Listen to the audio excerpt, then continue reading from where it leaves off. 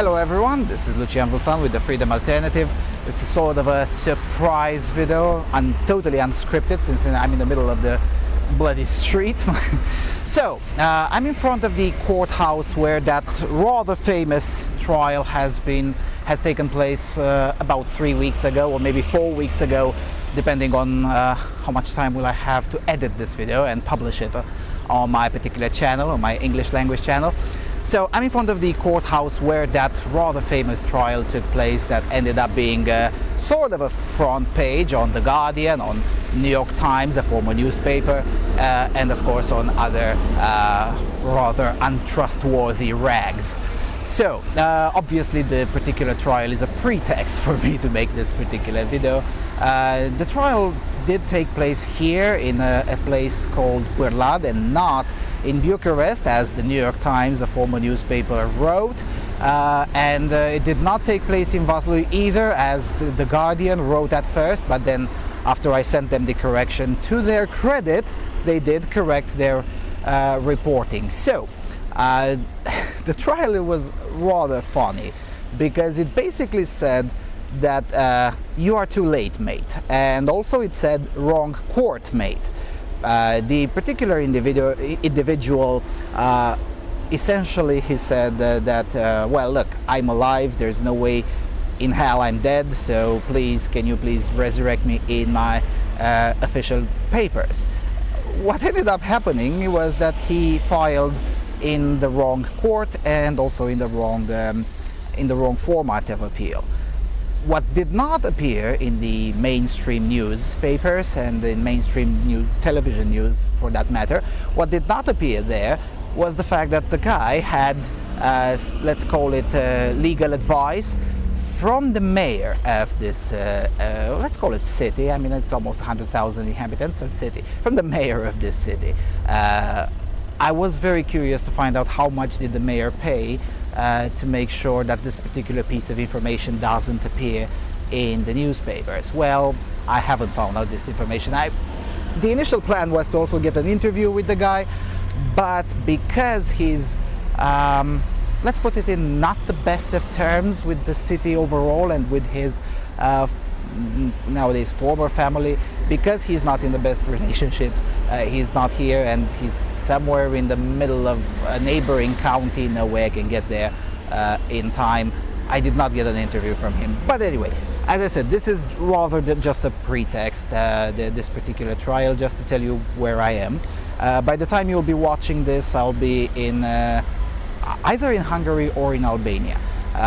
But speaking of Hungary, when I'm recording this, there are less than 48 hours since everyone learned that Viktor Orbán just won a third term as Prime Minister of Magyarország. Now, everyone reacted with sort of a, not even humbleness, but rather astonishment, may I say. Oh my God, Viktor Orbán just got a third term. That's, oh, the Hungarians might even like dictatorship and yada yada yada. It was quite weird to see the reactions from the cathedral media and from the people that I like to call the bien-pensants du jour. Because hold on a second, if Orbán winning his third term as a prime minister, if that means dictatorship, then how the hell shall we refer to Deutschland, to Germany?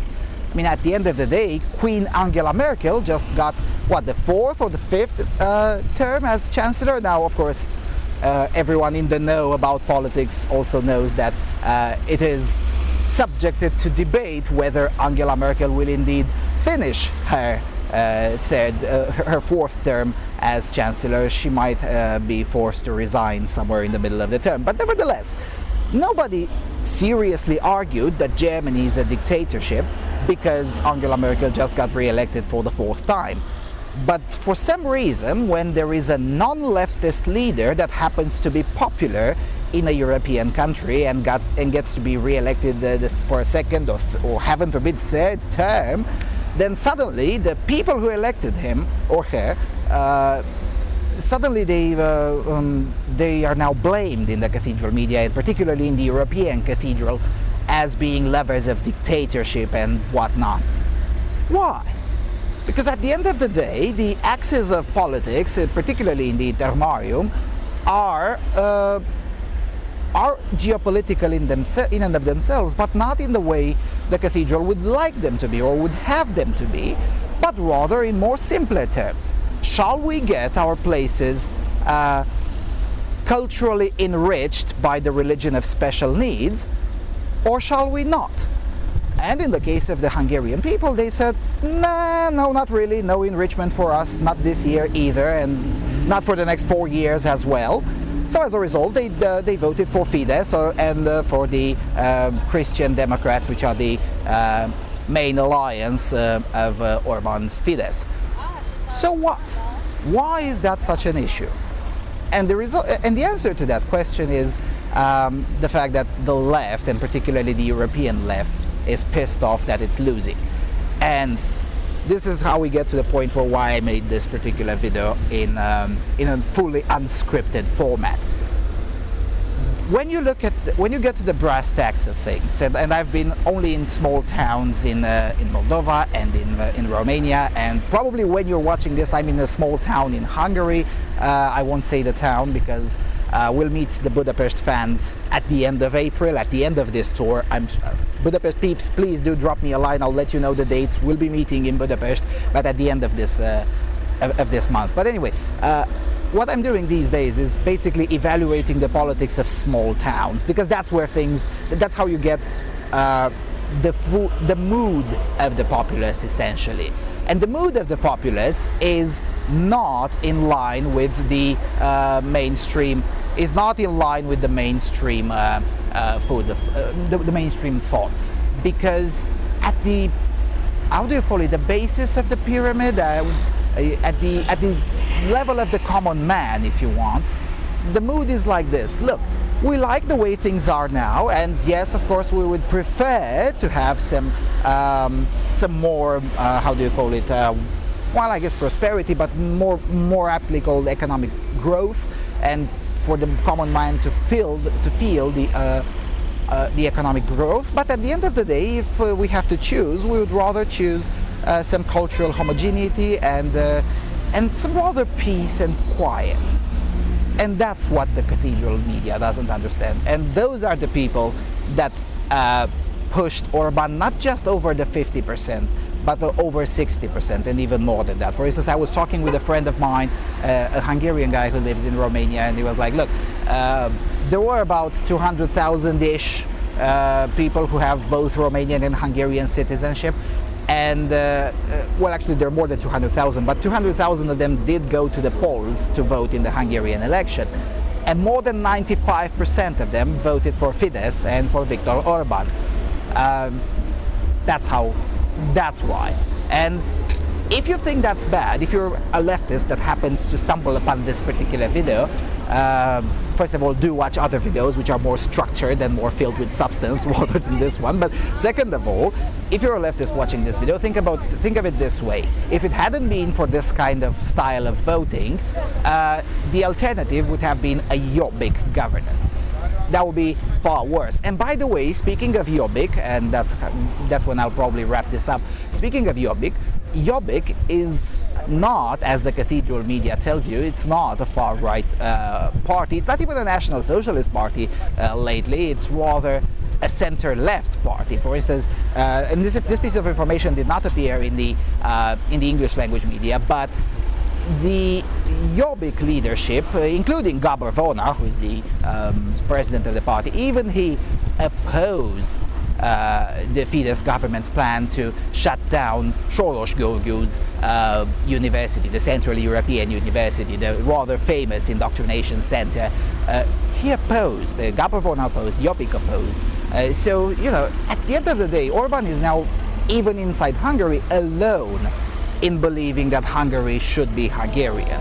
And just before during the elections on Sunday, after he voted himself, the press, circled him, like, as it happens usually with famous people when they go to the polls. They circle him and ask him various questions. Obviously, they didn't ask him who did he vote for. Obviously, he voted for himself. But they did ask him what will be the reaction from the European Union, and particularly from Brussels, concerning the result of the election. Obviously, most of the press did expect him to win, and his answer was particularly interesting because he replied, look, the European Union is not in Brussels. The European Union is also in Berlin, is also in Warsaw, is also in Budapest, and is also in Bucharest.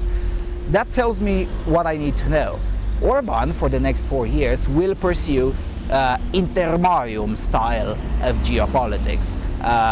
Hopefully he will also pursue more liberal style of economics, but if he doesn't, I believe those of us in the Freedom Alternative operation could at the very least ignore that, or basically admit that it is a second tier type of concern.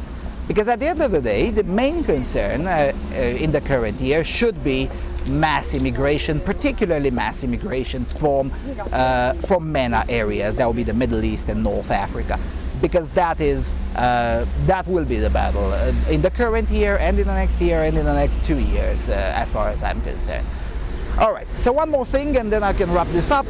There is another update. I finally found out an approximate date for the Intermarium Summit, which will take place in Romania, and it will be in September. I still don't know the exact date, but in all fairness, considering that it's in September, the government might as well announce the exact date in July or something. So it's not a particularly rush. But in any event, I did send the emails, the first emails, to get accrediting for this channel so we can cover the Intermarium Summit, and things are going well concerning that direction. As a result, I also postponed a little bit. The Jordan-Israel tour will take place 2 weeks later than initially planned, precisely so I can have the exact those exact days with me being inside the country, because the Intermarium Summit is particularly important. It's one of the most important, if not the most important, geopolitical event at least in the Intermarium, if not for the whole of Europe,